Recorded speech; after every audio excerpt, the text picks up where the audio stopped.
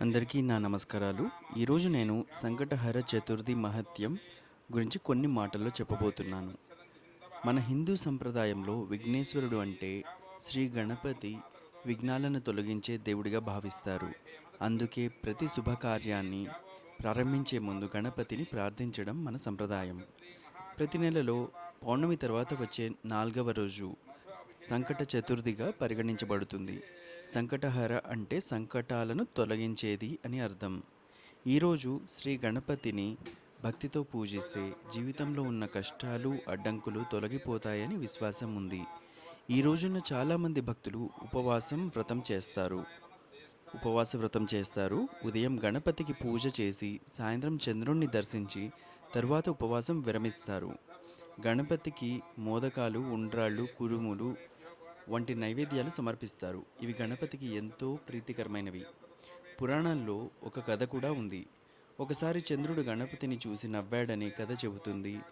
అప్పుడు గణపతి చంద్రుడికి శాపం ఇచ్చాడు. తరువాత దేవతల ప్రార్థనతో ఆ శాపం కొంత తగ్గింది.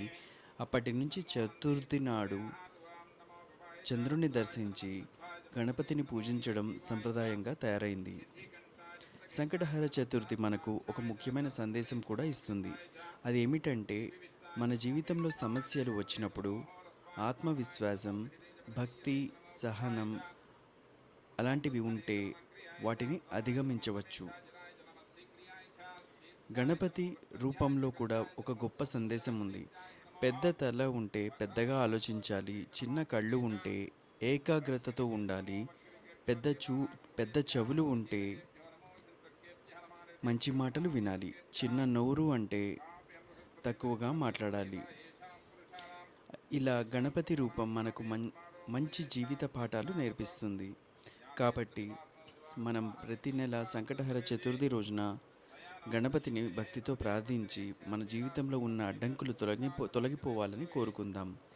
చివరకు అందరం కలిసి ఇలా చెప్పుకుందాం: వక్రతుండ మహాకాయ సూర్యకోటి సమాప్రభ నిర్విఘ్నం కురుమే దేవ సర్వ కార్యేషు సర్వదా. ధన్యవాదాలు.